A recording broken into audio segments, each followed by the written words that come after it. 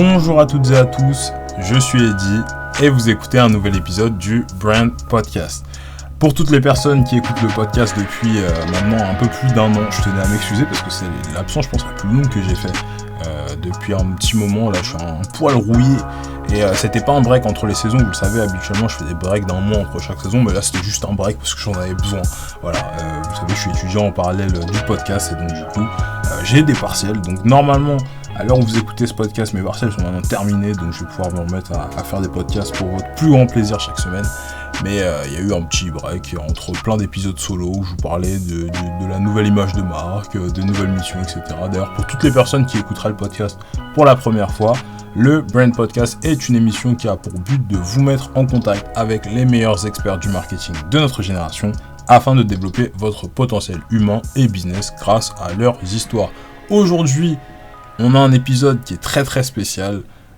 Mais avant tout ça, je vais laisser Guillaume se présenter sans plus tarder, tu peux y aller. Bonjour Eddy et bonjour tout le monde. Écoute, je suis Guillaume Roch, je travaille chez Google où j'ai en charge toutes les équipes marketing qui pilotent l'activité autour d'une de nos offres qui s'appelle Google Cloud, offre destinée aux entreprises afin de les aider à se transformer et à embrasser le numérique. Voilà, en 2 lignes, ma vie, mon œuvre. Sans plus, vraiment c'est incroyable. C'est un peu un rêve qui devient réalité pour moi cet épisode parce que, à titre d'info, pour toutes les personnes qui ne savent pas, moi j'ai commencé ma carrière en agence de production vidéo dans une superbe agence qui s'appelle Sox Factory en plein milieu de Paris. Et l'une des deux cofondateurs de Sox Factory est Madame Sophie Obadia, que j'embrasse, qui est une alumni de mon école et qui s'avérait aussi pendant mon stage être à temps partiel chez Google. Donc à la fin de mon stage, comme j'avais bien travaillé, elle m'a passé un badge et j'ai eu l'occasion de visiter les locaux, voilà, de rencontrer un peu les équipes, etc., etc. À partir de là, je me suis dit qu'un jour quand même, il faudrait que je reparle à quelqu'un de chez Google. Et entre-temps, il y a eu 4 ans. Et aujourd'hui, j'arrive à enfin reparler à quelqu'un de chez Google. Et ni plus ni moins que, quand même, Mister Managing Director sur Google Cloud. Donc, c'est quand même important. Voilà, je te l'ai rappelé sur la écoute, c'est sympathique, ça met un peu la pression. Mais justement, un des grands avantages de travailler chez Google, c'est que les hiérarchies sont vraiment aplaties. Donc, tu vois, la réussite chez Google, elle est à tous, elle appartient à tous. Alors oui, il faut toujours des gens qui, quelque part, décident et pilotent, mais la pyramide telle qu'on peut la connaître dans certaines autres organisations est quand même bien plus aplatie. Mm-hmm. Et donc, voilà, c'est gentil de me positionner comme le grand Manitou, mais voilà, j'essaie de ne pas l'être. Ok, ça marche. Bon, bah, comme vous le savez sur le podcast, on va commencer par parler un peu plus de ton parcours, puis ensuite on va faire la petite pause avec le mini-jeu, enchaîner sur le marketing chez Google et finir avec tout ce qui va être recommandations et questions pour moi. Sans plus tarder, on y va. En commençant par le début de ton histoire, enfin de ta carrière au sens plus global, on peut dire qu'en fait elle commence quand tu as 9 ans, c'est-à-dire quand tu apprends à coder, et dans la foulée tu apprends aussi l'anglais. Donc, Exactement, tu as raison Eddy. Oui, je sais, c'est assez surprenant, mais mon père, qui était quelqu'un que j'admirais beaucoup, je parle au passé parce que malheureusement mon père est décédé il y a quelques années. Mm-hmm.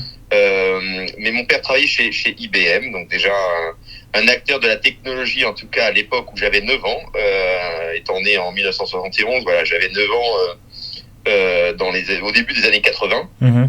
Et donc, mon père a ramené le premier ordinateur à la maison, à savoir un IBM PC. Alors, ça va pas parler à beaucoup de monde parce que ça remonte à il y a très longtemps. Mais il a rapporté ça à la maison et a commencé à l'utiliser, lui, à titre professionnel, en utilisant certains outils de productivité à l'époque qui n'étaient pas aussi avancés que ceux qu'on peut connaître aujourd'hui, des traitements de texte, etc. Et m'a quelque part introduit à la technologie.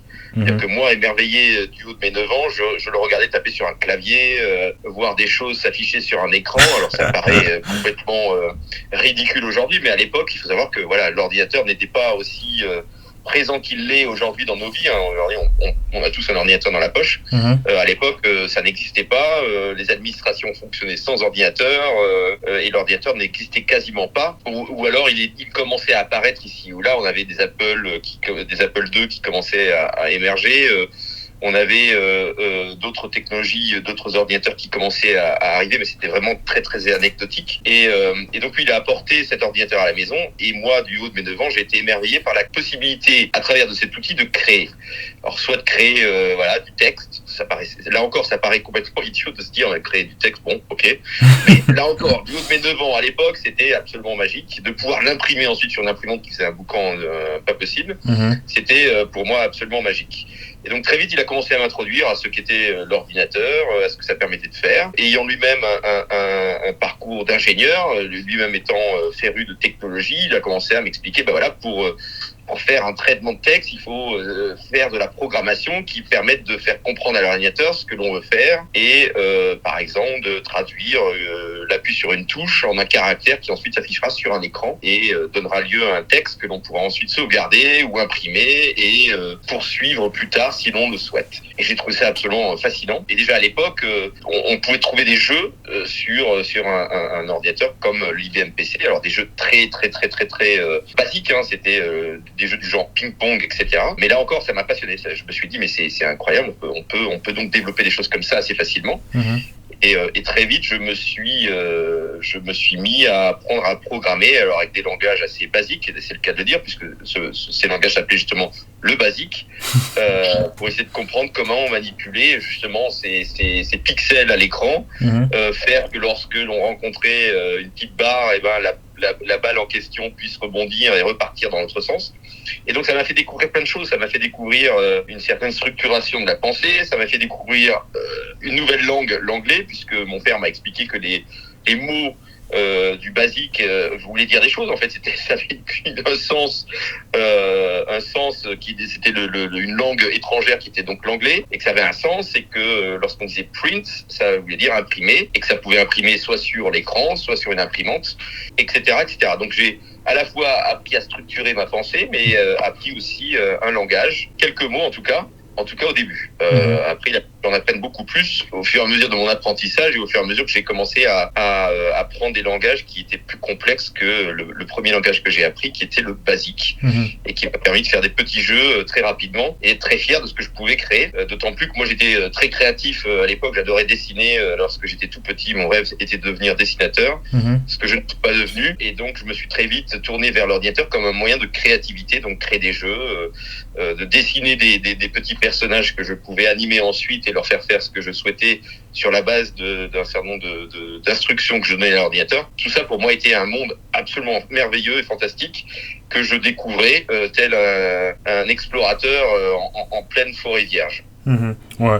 Moi, j'aimerais bien quand même refaire un tour vers la créativité, etc. J'ai d'autres questions sur ça, on va y arriver. Mais refaire un petit tour quand même sur l'écosystème. En ce moment, je me rends compte qu'il y a beaucoup, particulièrement en marketing, un avènement du growth, comme on l'appelle, donc des compétences que tu peux avoir qui vont mêler aussi un peu de compétences tech finalement. Avec le recul que tu as aujourd'hui sur ta carrière, est-ce que toi tu conseillerais plutôt aux marketeurs qui écoutent dans notre audience d'aller faire un complément de formation dans une école d'ingénieur par exemple pour apprendre à coder ou autres skills du sur quoi? C'est une très très bonne question. Je suis pas sûr qu'il y ait une réponse unique. Après, chacun voit midi à sa porte, mais je pense que plus on a de cordes à son arc, alors là encore je vais enfoncer des portes ouvertes, mais plus on a de cordes à son arc, mieux c'est. Un marketeur n'est jamais meilleur que lorsqu'il comprend ce qu'il markete. Alors ça va dépendre de où on se trouve après en termes de marketing. Évidemment, si l'on fait du marketing de produits grand public, bon, l'aspect technologique est un peu moins présent. Néanmoins, on voit un certain nombre de technologies qui commencent à poindre leur nez dans le domaine du marketing, que vont être par exemple le machine learning, le deep learning, etc., qui nécessitent quand même une compréhension assez forte de certains principes mathématiques si on veut vraiment pouvoir réfléchir correctement sur la façon dont ces nouvelles techniques peuvent, nouvelles, quand je dis nouvelles, elles ne le sont pas, parce qu'elles datent quand même d'il y a très longtemps, mais du fait de l'accessibilité aux données maintenant, elles sont plus facilement mises en œuvre. Mais donc, fin de la parenthèse, la compréhension de ces techniques, de ces nouvelles techniques, est toujours mieux pour pouvoir ensuite les exploiter de manière la plus créative possible, puisque ça c'est quand même un élément, je pense, fondamental du marketeur que d'être créatif. Mais il y a toujours une composante plus analytique, qui est aussi importante. Un marketeur se doit aussi de pouvoir faire sens de données auxquelles il a accès. C'est-à-dire que si derrière tu as, je sais pas moi, accès à un ensemble de données, quelles qu'elles soient, sur tes clients, sur tes audiences, sur les segments, sur tout ce que tu voudras, si tu n'es pas capable de faire sens de ces données, c'est assez difficile d'être un bon marketeur. Ouais. Et maintenant, comme je le disais, il y a des techniques qui permettent de faire sens sur des volumes de données qui seraient absolument impossibles pour n'importe quel cerveau, aussi brillant soit-il, de pouvoir interpréter. Mais pour pouvoir faire ça bien, il faut quand même comprendre à minima comment ces techniques fonctionnent, et ça demande quelques compétences mathématiques, ça demande quelques compétences peut-être même informatique, de pouvoir programmer l'accès à certaines données, de pouvoir faire du crunching de data en tant que marketeur. Je pense que c'est assez important, et ça, c'est ce qui va faire peut-être qu'un marketeur va se détacher d'autres. Donc pour te répondre sur ta question originelle, est-ce qu'il faut avoir une formation d'ingénieur? Pas forcément, mais il faut peut-être s'intéresser à ce qui, par défaut, va être inclus dans les formations d'ingénieurs. Voilà. Ouais. C'est comme ça que je le dirais. C'est-à-dire que la programmation, par exemple, ça peut être intéressant de savoir programmer en Python pour pouvoir aller taper dans des bases de données et pouvoir faire du crunching de données, comme je le précisais. Et honnêtement, ça n'est pas non plus très sorcier. Ouais, parce que je voyais beaucoup de choses passer sur LinkedIn, notamment avec des Open Classroom, le wagon, et du coup tu vois, tu te poses toujours la question, parce que c'est vrai que dans ton sens, en tout cas, d'avoir un background plus ingénieur et partir vers le marketing, j'ai l'impression que c'est quand même plus simple que faire le jump dans l'autre sens. Mais comme dans notre audience on a aussi beaucoup de gens qui n'ont pas fait d'études d'ingénieur à la base, ça reste quand même un outil, je pense, qui est utile. Du coup toi, on n'a pas fait de parenthèse sur ça, mais c'est vrai que du coup, grâce à ces skills-là, tu rentres chez IBM, donc en tant qu'ingénieur logiciel, et après IBM t'enchaîne chez TF1, donc groupe dans lequel tu resteras pendant 4 ans, jusqu'à devenir IT manager. Alors, il y a un truc qui fait un peu débat, je trouve, sur LinkedIn, c'est est-ce que les gens sont tous faits pour être des managers? Et toi, tu fais un truc qui est assez étonnant à l'époque, c'est-à-dire que tu pars de chez TF1, là où tu as un rôle de manager, pour passer chez Microsoft dans un rôle de consultant, donc en soi 100 personnes à manager.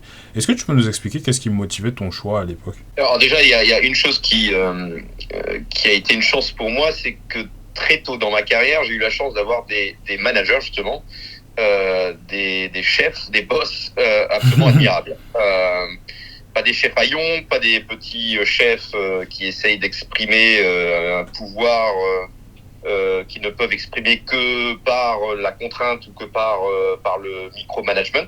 Non, des personnes brillantes qui très vite m'ont donné des clés de lecture de ce qu'était le management et d'une manière générale ce qu'était la vie professionnelle, à savoir une sorte d'épanouissement personnel où tu continues à apprendre, où tu peux éventuellement donner à d'autres, mais où surtout l'ego est à mettre dans sa poche. Et ça, je pense que c'est probablement la leçon que j'ai appris très tôt dans ma carrière, qui m'a accompagné tout le temps. Ça ne veut pas dire qu'on n'a pas d'ambition, ça veut dire simplement que l'ego n'est pas l'élément principal de décision dans les choix que l'on fait.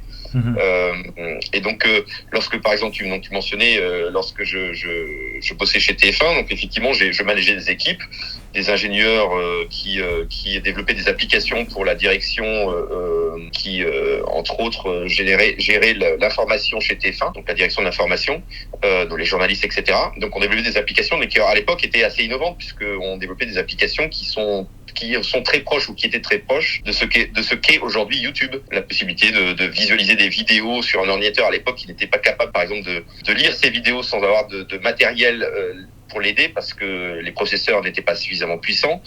La capacité de faire des recherches sur des vidéos en texte, alors même que ces vidéos n'étaient que des images. Donc à l'époque, on avait quand même beaucoup de technologies qui étaient extrêmement innovantes, qui se sont après diffusées de manière plus large, à plus grand public, et qui ont donné lieu après à des YouTube, etc. Mais voilà, on était quand même sur des technologies assez avancées, et je gérais une équipe d'ingénieurs qui développaient ces logiciels Et effectivement, Microsoft m'a contacté pour savoir si j'étais intéressé à les rejoindre pour devenir consultant, donc contributeur individuel, comme on dit, et donc quitter mon rôle de management sur un rôle plus de conseil. Et là, j'aurais pu effectivement dire, attendez, je gère des équipes, non, je reste chez TF1. Sauf que là, j'ai mis mon ego dans la poche, et ce que j'ai pris comme perspective, c'était est-ce que je vais apprendre ? Qu'est-ce que je vais apprendre ? Et là, en l'occurrence, je vais intégrer aussi une boîte que j'admirais. Microsoft était quand même un acteur majeur, il l'est toujours d'ailleurs, c'est pas pour rien, un acteur majeur de l'informatique à l'époque. On parle de ça des années fin des années 90. Et donc j'ai décidé de franchir le pas, aussi parce que ça me permettait de tirer un lien entre la technologie et ce pourquoi la technologie est utilisée. C'est-à-dire que la technologie en soi, elle ne sert à rien, c'est juste un moyen pour une fin. Et donc moi, ce qui m'intéressait, c'était justement la fin plus que le moyen. Et donc de pouvoir étendre ma perspective de compréhension de comment la technologie pourrait apporter de la valeur dans différents types d'environnements, avec différents types de clients, dans différentes industries, dans différents types d'implémentation des directions informatiques. Il y a différents types de directions informatiques, chacune ayant ses plus et ses moins, et dépendant fondamentalement de l'histoire de l'entreprise dans laquelle ces directions informatiques s'inscrivent, qui aussi dépendent de ce que ces entreprises sont. Est-ce qu'elles sont des entreprises centralisées, décentralisées ? Est-ce que ce sont des entreprises qui ont pris le pas de l'adoption des technologies comme un levier de croissance, ou qui voient ça comme une taxe, on n'a pas le choix, il faut faire avec, etc. etc. Donc tous ces éléments, pour moi, étaient des éléments super intéressants. J'avais envie de continuer à apprendre, et surtout de comprendre comment la technologie pouvait amener de la valeur. Et donc j'ai franchi le pas et je suis rentré chez effectivement Microsoft pour devenir simple consultant. Ok, ça marche. Donc en gros, si je devais récapituler pour l'audience, il y avait une partie brand equity, quoi. Donc t'admirais plus Microsoft que t'admirais TF1 par extension. Deuxième partie plus apprentissage au sens métier. Donc comment on gère tout ça. Et après, je sais pas là où justement tes mentors font le pont dans tout ça, parce que finalement, si t'avais des bons mentors qui étaient aussi des bons managers, bah c'était déjà tes managers quand t'étais chez TF1. Donc du coup, tu vois, il y avait un côté aussi où tu quittes un peu un monde plus safe, quoi. Oui, alors c'est toujours la difficulté, hein. Quand tu quittes quelque chose, tu sais jamais ce à quoi t'attendre derrière, donc il y a toujours un risque à prendre, et souvent les gens d'ailleurs hésitent à prendre ce risque. Juste peut-être pour revenir sur le brand equity, c'était pas une comparaison, tu vois, c'était pas une comparaison entre je préfère Microsoft versus TF1. C'était pas fondamentalement ça la raison, c'était plutôt dans une optique de dire la marque effectivement m'intéresse, et j'ai de l'admiration pour la marque, parce que je me vois pas aller travailler pour une marque pour laquelle je n'ai pas d'admiration ou pour laquelle je n'ai pas de respect. Ça, alors pour le coup, c'est quelque chose que je ne ferai jamais dans ma carrière. Donc je ne vais que là où je peux avoir un minimum d'adéquation entre ce que je vois de la marque et ce que j'en comprends, et mes propres valeurs. Donc ça, c'est vraiment super important. Donc c'était pas une comparaison entre Microsoft ou TF1, c'était vraiment parce que j'étais attiré par la marque, et c'était pas parce que je n'aimais plus ce que je faisais chez TF1, c'est vraiment parce que on va dire le challenge qui m'était offert m'intéressait, de dire bon voilà, je vais faire du conseil, quelque chose que je n'ai jamais fait, avec des grands comptes pour une grosse boîte comme Microsoft. Voilà, c'est ultra challenging, beaucoup de risques. C'est-à-dire que je sais ce que je quitte et je sais le succès que j'ai. Je ne sais pas du tout ce vers quoi je vais et le succès que je vais avoir.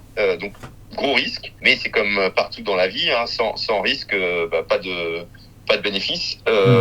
Et donc voilà, j'ai pris ce risque de partir chez TF1, de TF1 pardon, pour rejoindre Microsoft.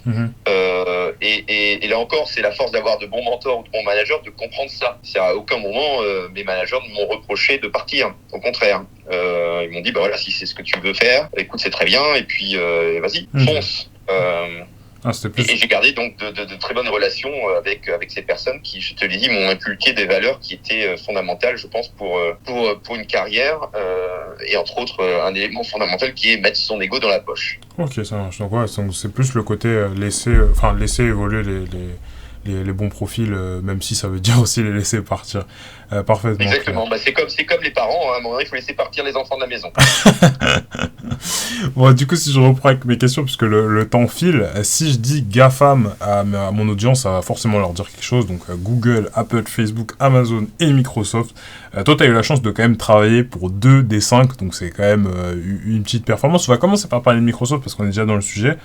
Chez eux, tu as pu travailler en France, puis ensuite au siège aux USA, donc à Redmond, plus précisément. Oui. Et dans plein de rôles divers, donc des rôles plus commerciaux jusqu'à finir Director of Product Management pour l'offre cloud, donc pour Azure. On le sait, la mobilité interne dans les grands groupes, c'est quand même un sujet pour les marketeurs qui nous écoutent. Et toi, tu as eu la chance de changer assez fréquemment de scope et donc, du coup, de mission. Est-ce que toi, tu aurais des conseils à donner pour notre audience pour réussir à accélérer ce processus si on se sent un peu bloqué dans son rôle dans ce genre de grande structure? C'est de devancer les choses, c'est-à-dire que de ne jamais être en posture passive. D'être passif, c'est le meilleur moyen que d'attendre pour toujours. C'est-à-dire que il faut préempter ses décisions. Donc il faut être très volontaire dans la façon dont tu, entre guillemets, gères ta carrière. Ça ne veut pas nécessairement dire que tu vas dès maintenant avoir un horizon à 5 ans et savoir exactement ce que tu veux faire dans 5 ans. Pour info, jamais à aucun moment dans ma carrière, je n'ai su en avance de phase ce que j'allais faire ensuite. Jamais, à aucun moment.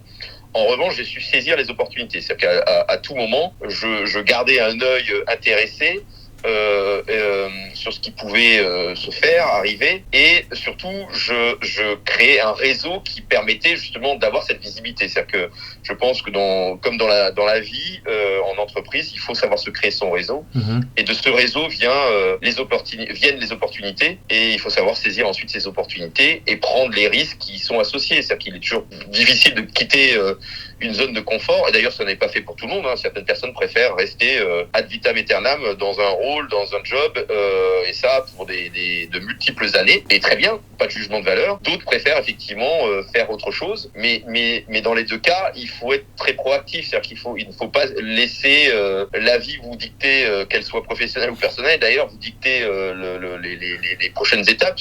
C'est à vous d'être un peu plus proactif et de prendre les devants. Et donc de choisir les directions que tu souhaites prendre. Quand tu dis prendre les devants, je te coupe 2 minutes, c'est par rapport à ton management. Je veux dire, est-ce que ça implique toi-même aller voir tes RH et dire bon bah voilà, je me sens plus bien dans ce rôle, il me faudra un nouveau truc, ou ça implique peut-être prendre les devants plus en termes de métier dans le scope que tu fais, enfin faire des missions qu'on t'a demandé? C'est plutôt ça, c'est plutôt le deuxième élément. En tout cas, me concernant, c'était plutôt le deuxième élément. À aucun moment je suis allé voir pour dire voilà, je me plais plus dans ce que je fais, j'aimerais faire autre chose, est-ce que vous pouvez m'aider à trouver quelque chose d'autre? Ça a été plutôt moi de définir les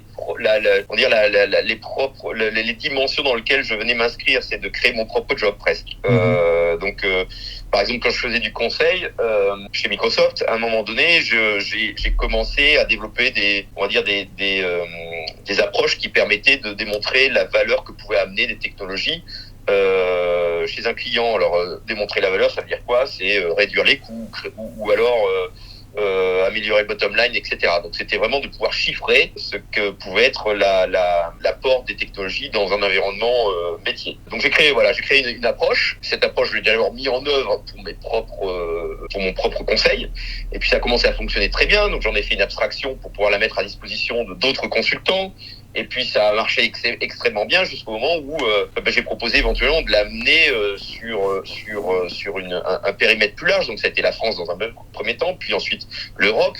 Et ça a attiré l'attention de personnes aux États-Unis qui se sont dit ça marche super bien en Europe, pourquoi pas mettre ça dans le reste du monde.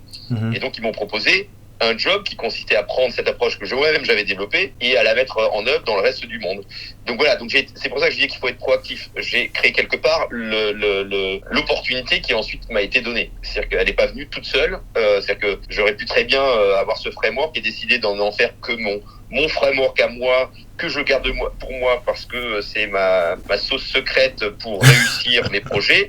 Ne pas commencer à la mettre à disposition à tous, et cette opportunité se serait jamais créée. C'est aussi pour ça que la combinaison mettre l'ego dans la poche et ne pas essayer de réussir seul est aussi important. Je pense que ce qui fait la force de la réussite dans l'entreprise, c'est la capacité qu'on a à créer des succès collectifs et pas des succès personnels. Justement, en parlant de succès collectifs et personnels, tu arrives bien sur mon sujet. Moi, j'aimerais qu'on parle quand même des USA. Parce que tu es un des invités qui a travaillé là-bas pendant quand même un petit moment. Et les USA, c'est quand même réputé comme étant le marché le plus compétitif au monde, tu vois. La plupart des boîtes, quand elles se disent, elles se lancent aux US, elles lèvent tous les fonds possibles, imaginables, elles ramènent big guns pour arriver à être compétitif là-bas. Et pour beaucoup de Français, c'est aussi un rêve, hein, d'arriver à travailler là-bas. Moi, j'aimerais bien savoir, à titre plus perso, donc plus au sens Guillaume qui va travailler chez Microsoft au siège, c'était quoi les ajustements que tu as dû faire pour, entre guillemets, te mettre à niveau? Est-ce que c'est une histoire de culture? Est-ce que c'est une histoire d'expertise métier, peut-être de mindset? Enfin, dis-nous. C'est une très bonne question. Ma première année aux US a été brutale. Elle a été extrêmement difficile parce qu'effectivement, ça demande une adaptation qui est assez forte. Et j'aurais même tendance à dire que étant marié à une Coréenne, par exemple, l'adaptation qui consiste à aller d'Europe aux États-Unis est plus grande et plus forte que si tu devais aller de France en Corée, par exemple. Et ça paraît complètement contre-intuitif. Ça paraît totalement contre-intuitif, mais pourtant c'est la réalité. Et cette adaptation, elle vient du fait que, par exemple, aux États-Unis, on va partir du résultat et on va éventuellement aller vers la démonstration et ensuite le pourquoi. Alors qu'en France, on part de la démonstration et en parallèle, on va expliquer le pourquoi et on va donner quelques résultats. Mais la démonstration, elle est vraiment, elle est au centre de la façon dont on aborde les choses. C'est pas pour rien que, par exemple, à l'école, rares sont les QCM, alors même qu'aux États-Unis, les QCM, c'est la règle dans la façon dont on va pouvoir mesurer la connaissance des élèves, par exemple. Moi, mes enfants, quand ils étaient à l'école, leurs devoirs, leurs examens consistaient à des QCM. On posait une question et ensuite derrière, ils avaient 3 choix. Et donc, c'était bien vraiment dans cette optique du résultat qui prime sur la démonstration. À la limite, d'expliquer comment on était arrivé au résultat, ça importait peu. Ce qui comptait, c'était d'avoir le bon résultat. Alors qu'en France, lorsqu'on te pose une question, on attend que tu fasses la démonstration et qu'ensuite tu donnes le résultat.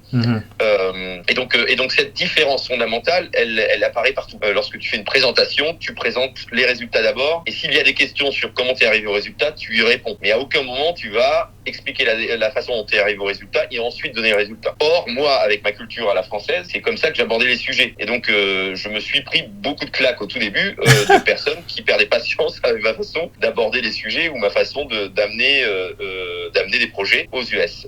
Donc oui, ça m'a demandé un moment d'adaptation qui était important. Et d'ailleurs, ça se concrétisait dans les chiffres. Beaucoup d'expats de Microsoft qui rejoignaient Microsoft aux États-Unis échouaient dans la première année, étaient obligés de rentrer en France parce qu'ils n'étaient pas faits à cette adaptation. On n'avait pas intégré une logique différente dans la façon de travailler. Et là, je t'ai donné quelques exemples comme la présentation, mais c'est vrai pour tout. C'est vrai pour des messages que tu envoies par email, c'est vrai pour la façon dont tu interagis avec ton chef, c'est vrai pour la façon dont tu interagis avec tes équipes, etc.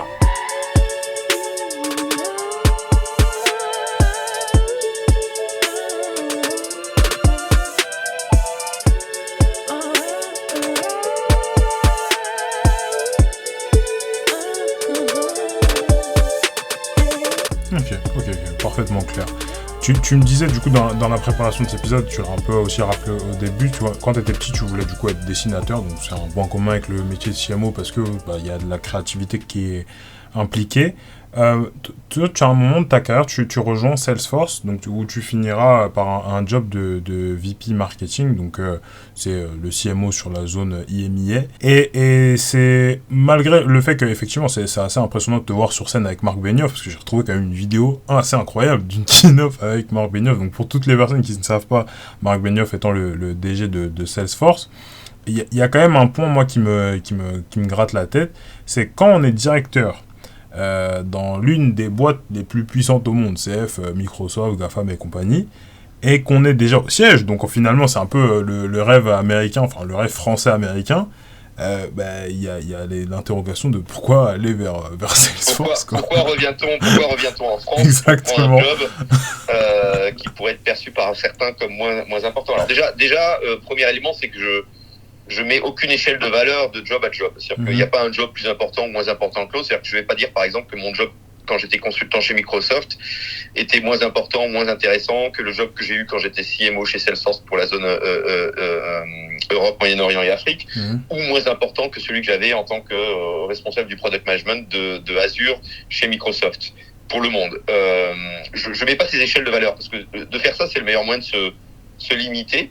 Et là encore, c'est l'ego qui parle. C'est pas le rationnel d'étendre ses compétences en apprenant d'autres choses qui parfois veulent dire aussi que tu entre guillemets tu acceptes de rétrograder dans ce que certains pourraient voir une carrière.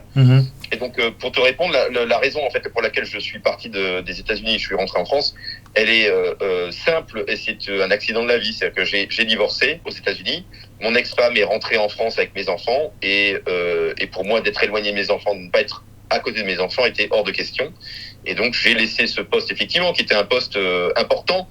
Et c'est si tu l'éclaires aussi du Microsoft d'aujourd'hui, encore plus important parce qu'à l'époque le chef de mon chef s'appelait Satya Nadella. Donc c'est le CEO de Microsoft aujourd'hui.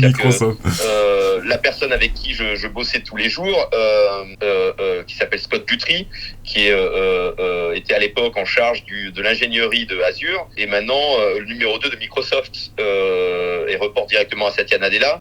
Satya Nadella était le boss de mon boss, et voilà, si j'étais resté, j'aurais probablement gravité autour de la direction général de Microsoft. Donc voilà, regarder en arrière déjà, c'est le meilleur moyen de se frustrer et surtout ça sert à rien. Et je ne regrette absolument pas ma décision d'être rentré en France pour être plus proche de mes enfants, d'une part, et voilà, et ça m'a permis d'apprendre d'autres choses, d'orienter ma carrière vers le marketing, qui je trouve est un bon équilibre entre le business, la technologie et la créativité. Voilà, c'est une sorte de triptyque qui moi me convient parfaitement et sans cet accident de parcours entre guillemets personnel, j'aurais pas été amené à le faire. C'est assez intéressant parce que ça refait un peu écho avec un épisode que j'ai fait avec la CMO de Phoenix, sur laquelle on a parlé un peu d'équilibre de vie parce qu'elle a 4 enfants. Et je pense que c'est assez intéressant qu'on fasse cette parenthèse-là sur le podcast parce qu'il y a beaucoup de marketeurs qui nous écoutent où à un moment dans ta carrière, même si dans le commun des mortels, en tout cas l'idéal global, on peut se dire il est dans une position où il a plus ou moins tout, en fait l'équilibre de vie est plus important que toi que par exemple le job que tu peux être en train de faire, alors que pour beaucoup ça peut être un choix qui est contradictoire. Donc c'est assez important de le rappeler que mine de rien, être bien dans sa peau, c'est quand même le plus important à la fin de la journée. Absolument. Je travaille pour vivre, je ne vis pas pour travailler. Là encore, j'enfonce des portes ouvertes, mais non, c'est important pour moi. Là, l'équilibre de vie et surtout d'être proche de mes enfants et d'être à côté d'eux était fondamental. Il était hors de question, quelle que soit ma réussite, de mettre ça de côté. Alors là encore, c'est des choix personnels. Certaines personnes préfèrent effectivement vivre pour travailler. Et là encore, c'est des choix personnels qui sont aussi d'ailleurs des choix liés à des moments dans votre vie. C'est-à-dire que quand on a 22 ans et qu'on n'a aucune attache, pas de famille, etc., c'est plus facile on va dire de vivre pour travailler plutôt que de travailler pour vivre. Donc de renverser les priorités, de dire voilà, le travail c'est la priorité, puis le reste ça viendra après. Puis voilà, quand on a une famille, quand on a des enfants et quand on estime que si on a fait des enfants c'est pour être avec eux, on inverse ces valeurs et voilà, la famille devient plus importante que le travail. Ça ne veut pas dire qu'on néglige le travail, ça veut simplement dire qu'on est capable de faire la part des choses et que d'être proche de ses enfants voilà, prime sur l'importance que peut revêtir un job. Pour revenir du coup à notre sujet plus marketeur, j'ai l'impression qu'il y a toujours un peu le mythe, tu vois, des Américains qui ont un peu un temps d'avance dans le marketing. Je le vois beaucoup quand tu vois Apple fait ses keynotes en règle générale, il y a toujours ce truc où tu sais là-bas on dirait qu'ils ont un autre bouquin de marketing qu'on n'a pas, tu vois. Est-ce que toi t'auras des apprentissages plus marketing business mais made in Salesforce, parce que je sais que c'est aussi une grosse machine sales et comme c'est là-bas, c'est là où un peu t'as vraiment pris le pas du market dans ta carrière à nous partager l'audience. Alors c'est une bonne question. Je pense que fondamentalement, ce qui fait que les Américains ont une telle puissance de tir côté marketing, et là encore ça dépend, parce qu'on n'est pas mauvais non plus en France par exemple côté marketing. Si on parle luxe, je pense qu'on est ceux qui savent le mieux, à part peut-être Apple, porter des marques de luxe dans le monde. Et pour le moment, on a encore le leadership sur le sujet. Donc, il ne faut pas non plus que l'on s'auto-fouette. Néanmoins, ce que je pense que les Américains ont, c'est une telle confiance en eux qui fait que voilà, ça bouge des montagnes. Et entre autres, quelque chose que moi que j'ai appris chez Salesforce, c'est ne pas avoir peur de paraître plus gros que ce que l'on est. Et ça, c'est quelque chose qui était fondamental chez Salesforce au tout début, lorsque j'y étais. C'est par exemple de ne pas vouloir que votre logo soit à côté d'une marque identique en taille à la vôtre, mais de mettre son logo volontairement seulement et toujours avec des marques qui sont de 10 à 100 fois plus grosses que la vôtre. Donc, par exemple, Salesforce refusait que son logo soit mis à côté de marques qui étaient à peu près de la même taille en termes de nombre d'employés ou de revenus, mais était absolument d'accord pour que le logo soit mis à côté d'un Microsoft ou à côté d'un Oracle ou à côté d'un SAP. Là encore, ça contribue dans l'inconscient collectif à associer cette marque à des marques qui sont beaucoup plus fortes.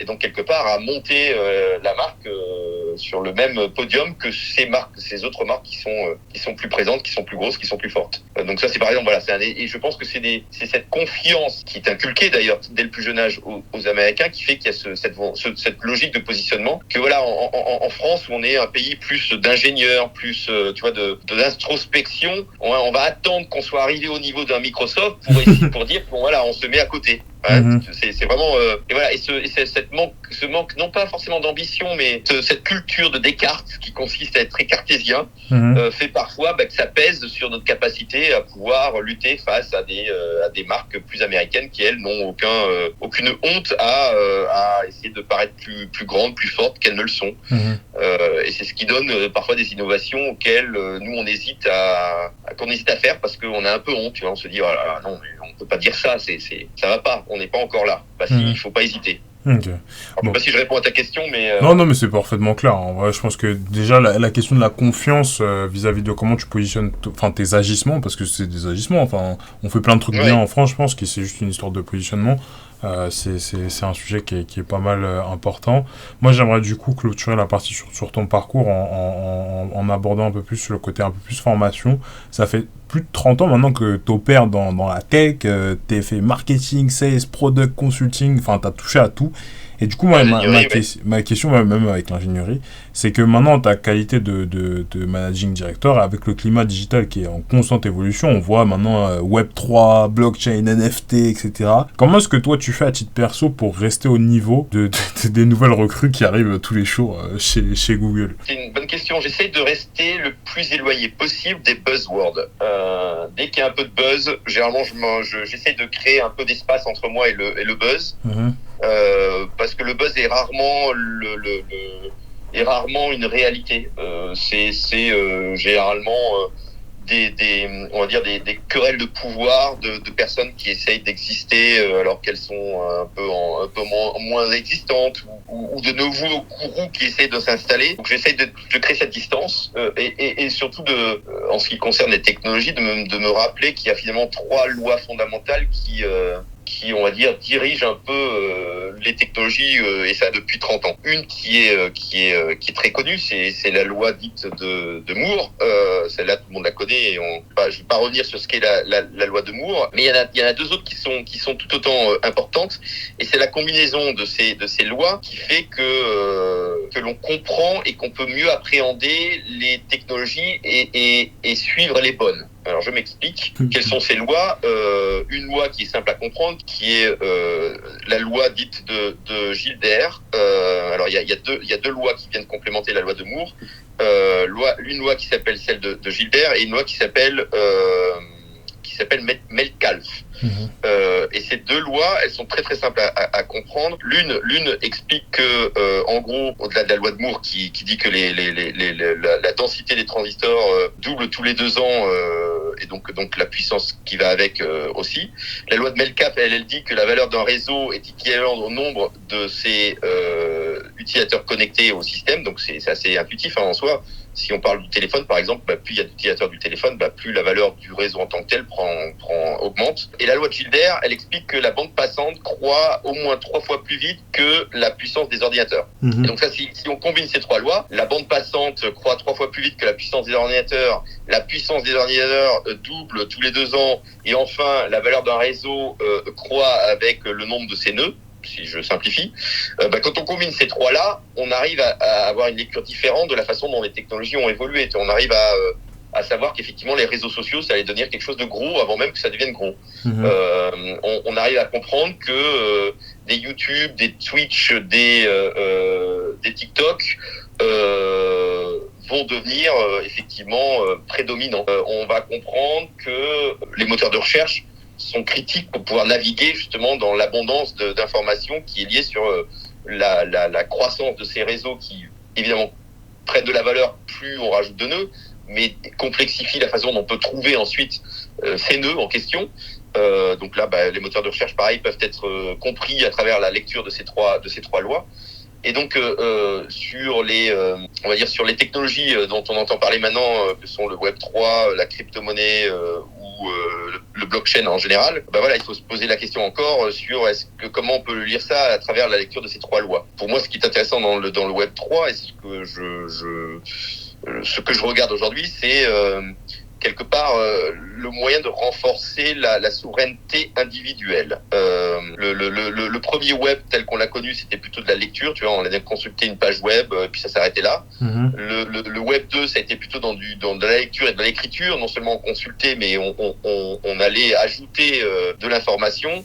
Pour moi, le Web 3, c'est lecture, écriture et ownership.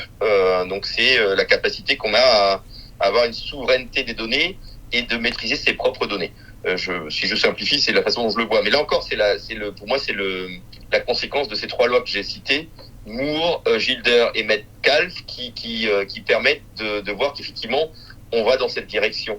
C'est-à-dire qu'à un moment donné, on va se poser la question de la souveraineté de ces données, de la capacité qu'on a à conserver ces données, à les maîtriser et potentiellement, dans le plus ou moins moyen terme, à les monétiser peut-être. C'est-à-dire que je pense que la monétisation va s'inverser et que l'on sera maître de ces données et donc maître de la façon dont on souhaite monétiser nos données. Et donc c'est quelque chose qui peut être intéressant à un moment donné à regarder. Sur la blockchain, la blockchain c'est une technologie qui est pas honnêtement très compliquée à comprendre et surtout qui n'est pas ultra récente. Il se trouve que grâce au web, elle s'est étendue beaucoup plus que ce qu'elle pouvait être au départ, mais les concepts qui sont portés par la blockchain existent par exemple dans le développement et dans la programmation depuis toujours. Et c'est intéressant de voir comment ces technologies viennent s'insérer dans une logique de réseau qui s'étend de plus en plus. Donc voilà, en tant que marketeur, il faut comprendre les lois fondamentales qui portent les technologies qui aujourd'hui développent de nouveaux horizons en termes de marketing. Et donc de comprendre qu'à un moment donné, effectivement, les utilisateurs, les consommateurs, les clients vont être de plus en plus souverains dans la façon dont ils gèrent leurs données, va impliquer des changements assez conséquents dans la façon dont on fait du marketing. Ça, c'est sûr. Petite question, mais c'est juste pour clôturer. T'es client, toi, de la presse payante pour t'informer, pour avoir ce genre de dates, ce genre de trucs? Oui, moi je pars du principe que il y a de l'information payante qui est super et donc il faut payer pour pouvoir rémunérer ceux qui réfléchissent très fort et portent des idées. Inversement, il y a du contenu gratuit qui est aussi de très bonne qualité et quand ce contenu gratuit permet de rétribuer l'auteur via de la pub, j'évite de mettre des bloqueurs de pub parce que c'est le seul moyen que ces gens ont à avoir une rémunération de leur talent. Et donc voilà, donc j'ai à la fois du contenu payant et du contenu non payant qui quelque part est payé par de la pub, et ça me gêne pas de voir de la pub dès lors que le contenu est de valeur. Du coup, on va pouvoir passer sur la partie plus marketing. Habituellement, je fais un petit mini-jeu entre deux, mais là, je pense qu'on n'aura plus vraiment beaucoup de temps. On a beaucoup parlé déjà. Google, c'est une entreprise internationale, donc forcément avec des talents et clients internationaux. Ce qui veut dire que toi, en tant que dirigeant et aussi manager, ça te place sur plusieurs problématiques.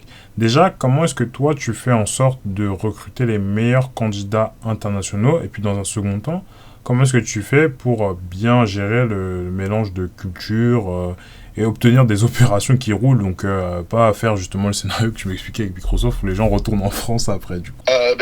C'est une très bonne question et quelque part dans ta question tu as presque amené la réponse. C'est une question de culture. Je pense que ce qui est important c'est de mettre en avant une culture et des valeurs qui permet d'attirer ces talents. Tu vois, chez Google par exemple, les valeurs sont respect de l'utilisateur, respect de l'opportunité et respect de chacun. Ce sont ces 3 valeurs vraiment qui portent la culture de chez Google.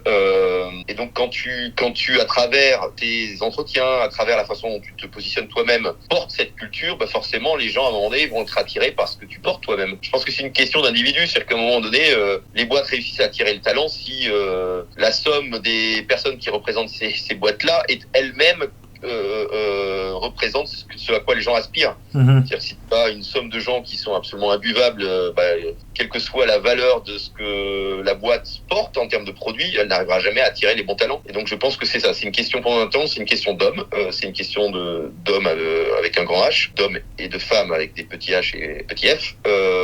Et à partir de là, si on porte des valeurs qui attirent les gens, des valeurs de respect, des valeurs de faire grandir les gens dans la capacité qu'ils ont à se développer eux-mêmes, il n'y a pas de raison de pouvoir attirer des bons talents. Ça veut dire qu'il faut être humble dans la façon dont on se positionne soi-même, mais ça veut dire qu'il faut aussi savoir ce dont on parle. Il faut donc avoir le bon niveau de détail dans la façon dont on opère, mais être capable d'exprimer ce détail dans des mots simples avec le bon niveau d'altitude. Oui, je pense que fondamentalement c'est une question de personnes. On attire les talents par les talents que l'on a soi-même. Je me souviens justement, un de ces premiers managers que j'ai eu au tout début de ma carrière me disait voilà, les A attirent des A, les B attirent des C. Je crois que ça résume tout. Voilà, si tu as des A, tu vas attirer des A, et si tu as des B, et c'est pour ça que c'est très très très très très très dommageable pour une entreprise d'attirer des B. Parce qu'à partir de là, tu attires des C, et c'est le début de la fin. Alors qu'un A va attirer des A ou des A+.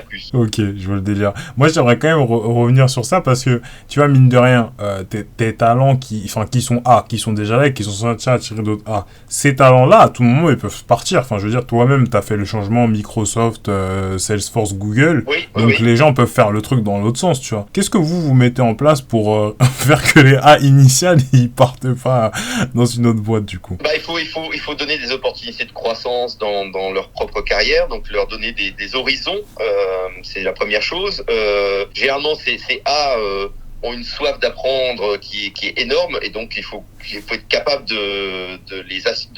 d'assouvir cette soif dès lors qu'ils sentent qu'ils n'apprennent plus, ou que les gens qui sont censés les gérer, les manager, ne leur permettent pas cet apprentissage. La plupart du temps ils s'en vont, et puis après une fois qu'on a fait tout ça et que tout va bien, il faut aussi reconnaître qu'à un moment donné il est bon pour une entreprise de renouveler ses forces et de ne pas être dans la consanguinité. Donc c'est parfois sain d'avoir des gens, des talents qui s'en vont et qui vont apporter leurs connaissances, leurs compétences dans d'autres entreprises plus petites, plus grandes, et permettre justement d'étendre les valeurs qui sont les leurs. Donc je pense qu'il ne faut pas empêcher ça, c'est naturel. C'est ainsi. Bon, après, on essaye de garder évidemment les talents le plus longtemps possible, mais c'est parfois pas toujours possible. Et je pense que c'est ok d'avoir justement ces talents qui partent ailleurs. Et je pense que moi, c'est une fierté de voir que voilà, des gens que j'ai managés réussissent ailleurs et parfois même réussissent mieux que moi. Enfin, je pense que c'est pour moi un vrai plaisir de voir ça. Petit truc plus par curiosité qu'autre chose, et après je pense qu'on va clôturer gentiment l'épisode. La moyenne de temps que quelqu'un reste chez Google en général, c'est combien? Je ne saurais pas te dire, tu vois. Alors là, tu me poses une colle, je ne sais pas. Je ne saurais pas te dire le temps moyen resté chez Google. Je pense que c'est très variable. Bon, ça dépend des départements, des équipes, de la nature de ton boulot. Je ne saurais pas te dire. Je saurais pas de ne pas pouvoir te répondre, mais là je ne sais pas. Ok, ça marche, pas de souci. Bon, on va finir l'épisode avec la partie plus recommandation. Ton livre à recommander pour notre audience?